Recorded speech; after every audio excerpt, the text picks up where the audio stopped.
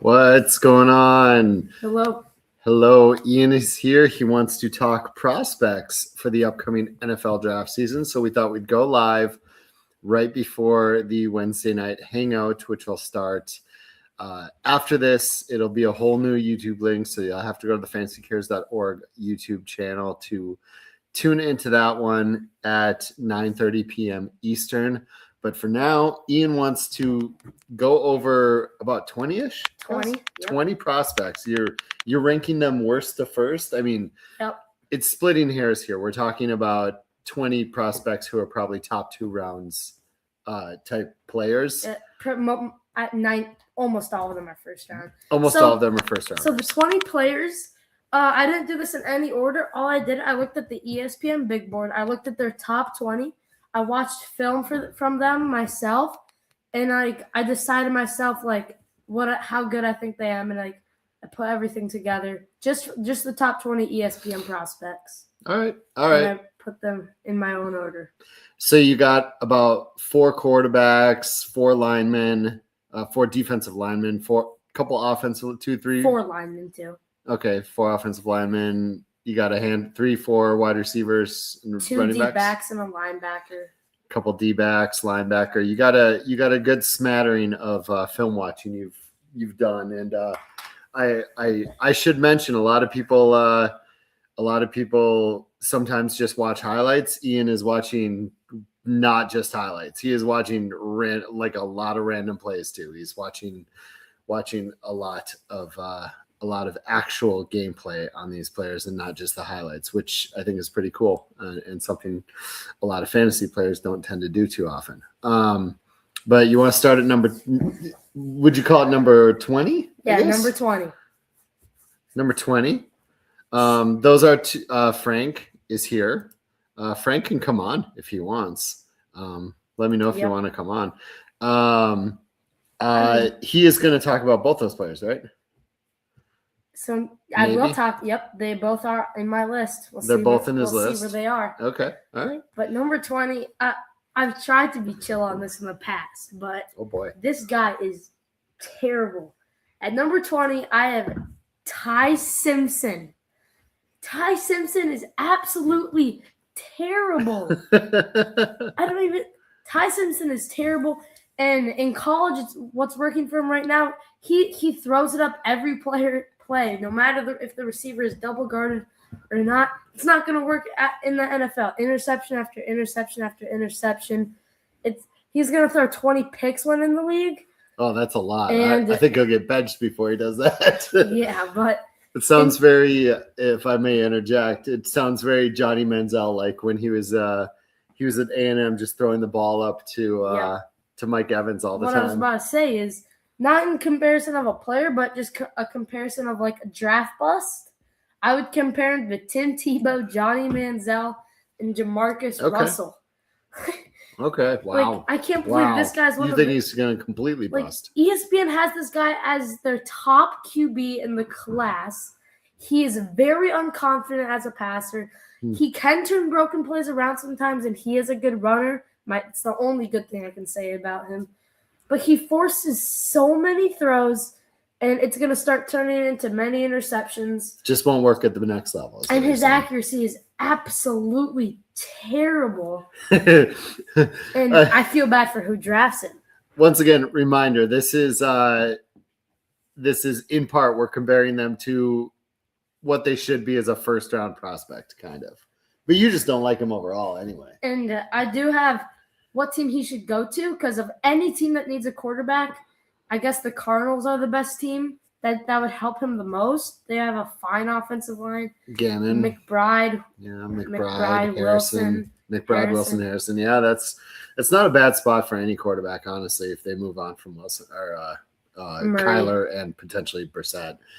Who do you got at number 19? At number 19, I have a defensive tackle. And once again, ESPN says he's the top at his position. Peter Woods at defensive tackle from Clemson. And I think he will just be a flat-out bust at defensive tackle. It would be an absolute waste of a pick for whoever drafts him. Wow. And I think, Woods is going to get drafted top 15 to any team that needs a D tackle. But, oh my gosh, he has like the power. He has the power of, this is an exaggeration, but he has power comparable to like Myles Garrett or something like that. But he cannot finish and make the tackle. So he doesn't have much finesse. He's all power, not much finesse and finishing exactly. It off Like once he reaches the league, guys like Lamar and Gibbs are gonna make him look silly. Okay. Like he can stop runs every now and then, but it's never gonna be at a consistent level. He'll show some flashes. Okay. But he cannot tackle, and I don't think he's gonna be much. So. Did you say you had potential fits for all of these players? Yes, even though potential fits for all of them. And for him, it is the Bears, because the Bears, when you look at their pass blocking stats, they are like they're top half of the league in run stopping, which is what Woods is terrible at. But they're second worst in QB pressures. So Frank's making a good statement here, and we'll see this. We'll see this sometimes with players where they definitely have issues or weak spots in their game. But if you put them on a team that can cover those weak spots, like a really strong Baltimore team where they don't, they just want his power up front to possibly open gaps, that, something like that could be a good fit. And he could be a good schematic fit for certain defenses. Number 18. Number 18. I have yet another defensive tackle. I don't think, when I look at a bunch of rankings, I don't think he is the second highest ranked defensive tackle, but that's just what ESPN is. And my rankings are just the top 20 ESPN players, and I'll rank them. And you've re-ranked them. By watching film and stuff. Sure. And I have Caleb Banks from Florida, D tackle from Florida. I think he is a lot better than Woods, but I still think he won't make that big of a difference for whatever team drafts him. He seems nearly the same prospect as Woods besides speed. I think he does have great speed, better than Peter Woods for sure. But Banks' finesse moves, he just needs to work on them. He can't get enough pressures, and he really needs to work on it. And for his size, his power just isn't going to do it for him with his size. So he doesn't have a lot of power, or just you expect more power just because of how big he is. Okay. And then, yes, I did say he is faster than Woods, but he can use that speed. But he needs more speed if he wants to become a top D tackle in the NFL. And I think he is a very below average prospect for a first rounder. I don't know if he'll go in the first. Yeah. The wording's a little tough here. It's, you don't feel like he probably should be a first rounder. You feel like he should slide later, but yeah. I think my best fit for Caleb Banks is the Panthers, because the Panthers can rack up pressures when they need it, but they are 32nd in run stop percentage in the NFL. And I think Banks can actually do that, unlike Woods. And Banks is kind of the opposite of Woods. Banks he can't get the pressures. But all right, let's move on to number 17. And I'm looking at the time here, and we might have to do two halves. We might have to do 10 more tomorrow or something. All right, I'll go quicker then. 17 is exactly – he's basically Kyler Murray, but this year's draft. At Lenoris Sellers, I don't think he's going to be anything great in the NFL. He'll show a lot more flashes than Ty Simpson. And if you watch the tape, a lot of his highlights are where he's on the run, and I feel like he really needs to step up his decision-making when it comes to getting the ball out earlier and not just scrambling. And I think he can. I think he has the accuracy, but once again, his decision-making, he needs to find the open guy more. His elusiveness is off the charts, but if Sellers can step up his passing game, I think he could be a good quarterback. But, I mean, all I see him as right now is just a borderline bottom 10 starter. And he's going to need a really good offensive line for my best fit. He's going to need an offensive line because he runs that much. Sellers possibly going back to school, Frank is saying. I don't. So A lot of stuff I've seen, I don't think he is, but maybe. Do you think that would be good if he went back to school? Better that he can work on things. Yeah, probably for him. Okay. And I think the Steelers are his best fit, as the Steelers are 7th in pass block win rate. So, and Sellers 100% needs an offensive line if he wants to be a Big Ten player in the NFL. Here at number 16. Yeah, number 16. Sorry, I didn't set you I up. have a person. I was getting. Some people are even saying is going to go number 1 and is the top edge of the class. It has changed. It has changed a lot recently. I've seen people putting David Bailey over this guy, but I have Ruben Bain. And earlier this season, people are saying he's a top defensive edge, but not at all. He's a flat-out bust. He will show flashes. I'd probably compare him to like Kayvon Thibodeau as like a top 5 pick and like the top edge rusher in their class, but turned into absolutely nothing. Oh boy. And man, you're throwing a lot of hate around early. You just think they're too highly ranked at the point. Yeah. Yeah, Baines, I think he has the power. I think he has the speed, but his finesse moves are terrible. He can't get past the lineman 50% of the time. I don't think he can be a top NFL defender, but yes, my best fit for him is the Titans, as the Titans need a lot. Yeah, but they'll be more drafting power off the someone line. too high for that. They'll need a possibly. lot more power off the line. All right, so who do you got at 15? All right. I think starting now is probably guys that aren't even bad anymore. Like these top 15 now. Brad agrees with you on Bain. Yeah, I would say Carnell Tate is my number 15 here, only because he's been a wide receiver too his whole career. He had Egbuka 2 years ago. This year he has Jeremiah Smith as the receiver 1. And I think that's what he's going to be in the NFL. I think he's also going to be a wide receiver too. I think he is a phenomenal route runner. And on tape, he can always get open, which says something. I don't think he can, unlike Jordan Tyson, I don't think he can break the tackles and make the moves to get past the defenders when he actually has the ball. On his tape, mostly the best parts of it are his route running, not much big catches. I don't think I have full trust in him yet to be a leading receiver for a team, but I think he can be a good receiver too. And for his best fit, I have the Patriots, as the Patriots do need a solid route runner. And if Drake May can have Diggs and Carnell Tate, I think the Patriots are set for their offense. Nice. All right. So we're giving Drake May any weapons is going to be huge. Mm-hmm. Number 14 14. Another edge.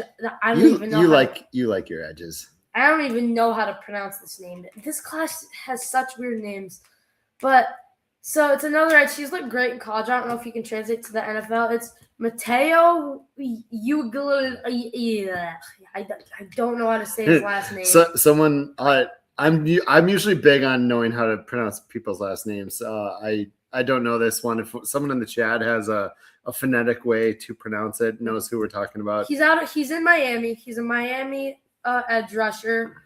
I think he is the kind of the opposite of Ruben Bain, but I think it goes in his favor.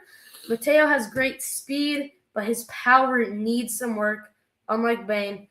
And Mateo's finesse moves are pretty great. They are pretty phenomenal. And he is awesome at getting past the linemen.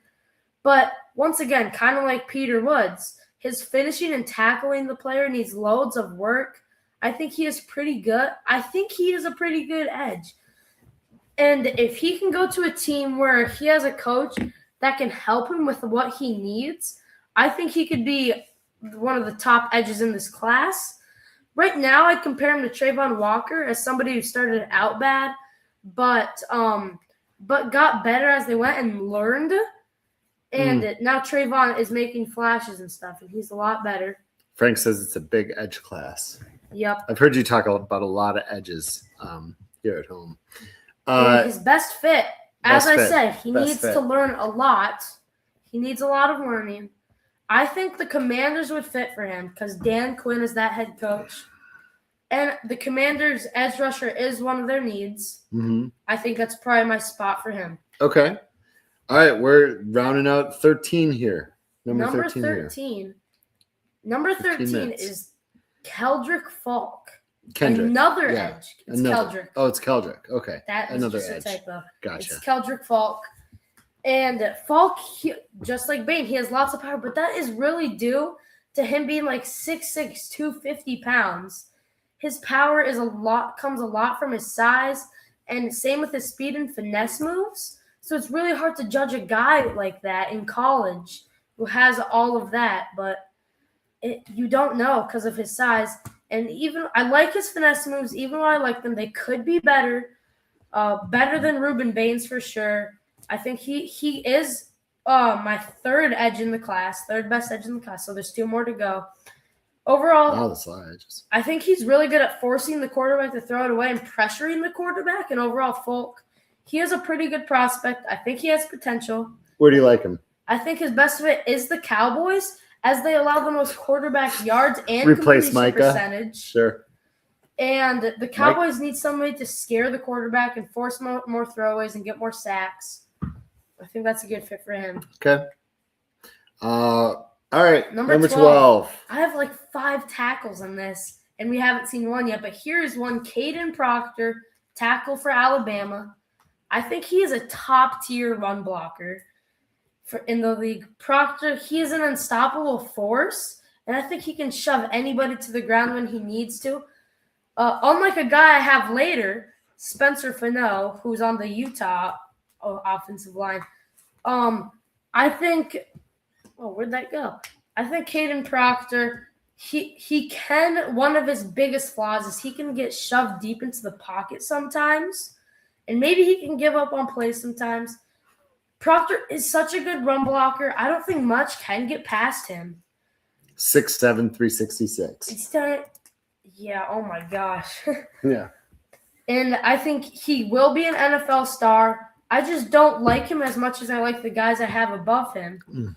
And like I said, these upcoming guys are all people I really like as they are top guys in the class. Where would you like to see Proctor? I fit if him draft with the order doesn't Saints. matter, where do you like him? Fit him with the Saints as the Saints badly need run blocking as their second worst run block win rate.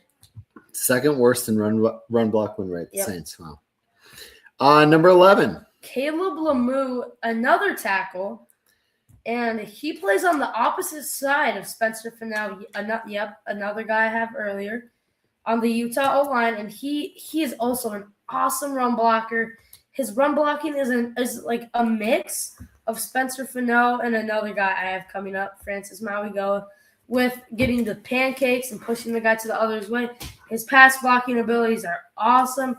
I don't know if I've seen him allow a sack, and I think Lemieux, he can be a superstar O-lineman, but he really needs to stay with his guy sometimes and not giving up. Sometimes I can see him give up. I think his best fit is the Texans, and do I have to explain why the Texans need tackle? I like that. Do I have to explain why the Texans need tackles? Yeah. Oh, that's great. At All number right. 10, We're jumping into your top 10. We got 11 minutes still to hang out. quarterback. 10 players left to go. No, quarterback that a lot of people love, and I think he's going top 5. Dante Moore, my second best quarterback in the class. I think I could compare him to Baker and Sam Darnold. I'm not doing that. I'm not saying this as skill-wise, but as in it matters on what team they are on. Like Sam Darnold, terrible with the Panthers, Niners, and Jets. But so you think Dante Moore, he needs a landing spot? He needs a great spot. Okay. And I think he's very elusive and athletic. He's the second most accurate quarterback in the class, obviously to Heisman Doza. Heisman Doza, I like that. Uh-huh. Is that out there? Like, is that an Iain thing? I don't think that's definitely out there. Okay, Heisman Doza. I like Mendoza. He doesn't throw the check down as much, and he does like the deep ball, but unlike Ty Simpson, the deep ball is working for him. He has great accuracy, and he throws it in the right spot. And he kind of reminds me of Drake May sometimes on how. Frank thinks he needs work, can't stay updated. One needs a bridge. Okay. potentially. And I mean, that goes along with not just Bridge, maybe just needs the right spot. Like that's what people said about Dart, is that he shouldn't start day one. He might need a year, or get the right spot and the right team around him. I have Mendoza over him because Mendoza, he doesn't have to focus on throwing the perfect spots like Dante Moore because he's so good at finding the open guy. Moore doesn't have the decision-making as Mendoza, but he's still great. Moore likes to run the ball. I think he's a phenomenal quarterback. I think his best fit is the Dolphins. And we just saw Tua get benched. I like that. I like a quarterback. I think Dante Moore with deep threats like Waddle, and maybe they draft somebody. If Tyreek Hill's back midseason, maybe a deep threat like that. I think the Dolphins don't have to rely on Iain as much if they can draft more. And that's my number 10. Okay. All right. Let's go to number 9. Number 9 is, I think that from now on, it's players who are insanely skilled. Okay. As they are supposed to be as first round talents. I have Mansour Delane, the second guy I want the Vikings to draft besides the guy that you'll see later. And Delane has insane coverage. He's a cornerback, by the way. Better than 75% of the NFL. He can break up any pass. He can break up any pass that's thrown by him. He can break up passes from Puka Nacua and Jackson Smith-Njigba. Why not? I think he can get lucky sometimes with throwing up passes, but he's still an insane corner. I compare him to maybe rookie Sauce Gardner. He loves Sauce Gardner too. Absolutely loves Sauce Gardner. I think he will be a top NFL corner, and my fit for him is the Giants, as I think it's kind of obvious. The Giants are a bottom 5 receiver defense, and they're in a division with McLaurin, A.J. Brown, Devontae Smith, and CeeDee Lamb. And potentially George Pickens if they extend him. There's no way. If you read my By the way, go to scottfishbowl.com/fish. You can subscribe to Iain's newsletter, and he talks about it's one of the things you talked about this week. He's written lots of articles, but he talked about should the Cowboys extend George Pickens? Yep. At number 8 is my top receiver in the class, Jordan Tyson. This is everybody's top receiver in the class. He has immaculate route running. I'd compare his route running to Devontae Adams' route running. That's very high praise, but Tyson, he has the best route running in college football. He's so good. I see defenders falling all the time. And his route running is so good, I even lose him on screen. His speed's so astonishing. He can make defenders miss all the time. His catching abilities are also great, and he's really good at tracking the ball no matter how badly thrown it is. So give him any quarterback, and he'll still be great. I think he's absolutely awesome. He can be a star in the league. And I think even though the Raiders need a lot of positions, like Dante Moore at quarterback or Mendoza, I think his best fit is the Raiders, as who is their receiver 1 going into next year? Yeah, you got Trey Tucker, but who else is there? Could be right. Number 7. This is ESPN's top player in the class. Someone did ask. I'll ask you at the end, I guess, but I'll let you go through your spiel. I'll ask you the question. Jeremiah Love. His athleticism is off the charts. He's very very electrifying. And what I think he's actually bad at is he dances around a lot and likes to change directions. And this is something he cannot do in the NFL. If he has an offensive line like the Texans, and I think he needs a top offensive line if he wants to be productive. So I guess I could compare him to Genty in terms of landing spot. Yeah. And as I said, he needs a top line, and I think he loves Jeremiah Love. It's just he feels he dances a little bit, and he needs a better O-line than, if he goes to a place like the Texans or something, he might struggle much like Genty did this year or worse because of that dancing. This might be a hot take for where he should go. Okay. Maybe not really, but of all there's not many running back needy teams, and of all the teams that have a good offensive line, I'll go with the Jaguars, as they are 6th in run block win rate, and Etienne is a free agent this season. So yep, Etienne's a free agent after the year. They got Bashal Tootin, but Etienne is a free agent after the year, so that's That is an interesting call, putting Jeremiah Love there. At number 6, I have Caleb Downs. I have a Vikings Caleb Downs jersey right now. He wants Caleb Downs on the Vikings. I swear, every year the guy you want the Vikings to draft, I remember you wanted like Malachi Starks and Kyle Hamilton, and now it's Caleb Downs. Every year you want them to draft a defensive stud. He loves Caleb Downs. I think Caleb Downs. At number 6, Caleb Downs. Downs, I think he's just like. Let's back a step. Safety, Ohio State. Yeah, safety, Ohio State. I think he's Kyle Hamilton light. I think this is the Vikings' second chance to get Kyle Hamilton, as Caleb Downs can play absolutely anywhere, front, back, anywhere he wants. He's very athletic. He has great speed, and he can finish too. He's better at getting the tackle than like Ruben Bain. It's probably an edge rusher. He's so good at reading passes. He breaks up so many of them. He can stop runs he needs to. He's going to be a great NFL safety. Any negatives? I don't think I have any negatives for him. There's just guys I like so much more in this class. Okay. And your best. I don't think I have to say that. His best fit is Vikings replacing Harrison Smith. Yep. Number 5. We're doing good on time. We got 4 minutes. We got 4 minutes for 5 players. Maybe we're late to the hangout. Maybe the hangout holds up for us. Starting my top 5, I have David Bailey. And Jeremy's right. He is not falling to the Vikings. Caleb Downs will go top 10. The Vikings are unlikely to draft top 10. Starting my top 5, I have David Bailey, the best edge in the class. And what's funny is, the first time I said Bailey's better than Ruben Bain, the first mock draft I've seen since then had David Bailey going top 5 and Ruben Bain falling out of the top 10. He thinks Field Yates is scouting his takes. Next time I talk to Field, I should joke about that. I think I would compare Bailey's power and like ability against the quarterback to Trey Hendrickson, maybe even. And I can't believe people are putting Ruben Bain over this guy. Bailey has such a force off the line. His speed and strength are better than half the NFL. NFL quarterbacks should retire before he gets into the league. Oh, jeez. Because he's such a monster in the pass rush. I see him get past the lineman 90% of the time. One play, when I was watching film, a lineman legitimately just gave up blocking him and let him get the sack because he must have been scared. Or tired. Maybe he didn't have the energy anymore to Bailey has insane NFL potential. I think his best fit is the Ravens, as edge is their top need, and Bailey's the best edge in the class. I don't think he's falling, though. No, not that far. My top 4 Danielle Hunter vibes, which is incredible. Like Danielle Hunter didn't come out quite as touted, but he was an absolute physical freak.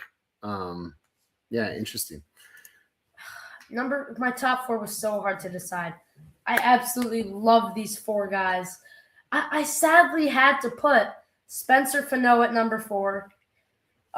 He is a tackle for Utah. I mentioned Caleb. 2 tackles for Utah in the top 20. They are insane. Spencer Fano is an unstoppable force. Like he is like if Penei Sewell and Tristan Wirfs had a baby. It's insane. He's the perfect offensive tackle for any team. I love that so much. I don't know if I've seen him allow pressure all year. He's the most perfect run blocker. He pushes the defender the opposite way with such ease. It looks like a 5-year-old could do it. Not like it's against a 5-year-old. This guy, I swear, this guy has. I think he's so good he could go number 1, but tackle is not a number 1 pick neither for these teams. I can't unsee that. I think he's talking about Sewell and Wirfs having a baby. I think his best fit. Who would have guessed? The Texans. The Texans need so much offensive line help. I hope they address it right away, like this. That'd be incredible. That defense is so good. And number 3, I do have adding offensive line is their biggest need. So that's what they should address anyway. At number 3, I do have Fernando Mendoza, quarterback for Indiana. I think he's the best quarterback in the class, 10 out of 10 prospect. And when it comes to decision making, I compare him to Patrick Mahomes with his decision making. Okay. Fernando Mendoza, he's the most confident and consistent passer in Yep. college football. It's just steady line. He has such great pocket presence, and I'd say it's better than NFL quarterbacks. He gets the ball out so quick. Mendoza is a coach's dream to play quarterback for them. And he loves the check down. He gets rid of the ball so quick. Great presence, so confident, consistent, talented runner. He can turn broken plays into anything. He fits with any team, so who needs him the most? The Browns. You're not believing in Shedeur, or just like if the Browns get him, it's just so obvious that he's just such an obvious top pick. I don't know that the Browns are going to pick high enough for him. At number 2, I have Arvell Reese, the best defensive player in the class. He is absolutely insane. I can't describe how the chat asked about that earlier. Arvell Reese. When I was watching film, I was speechless when I watched him. I compare him to like prime Bobby Wagner. He's so insanely good at reading any play at all. He can read any play. I compare him to Roquan Smith. Oh my! This might be my favorite part of the show. That his notes say I compare him to Roquan Smith, and Frank in the chat, Roquan Smith 2.0. He knows every single play before it happens. It's like the other team tells him the play. You know who was like that? Luke Kuechly, too. Yeah. Luke Kuechly was a lot like that. And his ability to tackle is so amazing. Whatever team he goes to, he's going to lead the team in tackles. It's not even a question. And any team with a linebacker need has to take this guy. Reed is so insane. And my best fit for him is the Raiders because they definitely need a guy in the secondary, or not secondary, but they need a guy who can read plays like him. Mm-hmm. And without a guy like Reese, I don't know about the Raiders defense. All right, number 1, and let's get to the hangout after that. No way anybody in the world predicts my number 1. There's no way. Not a single person.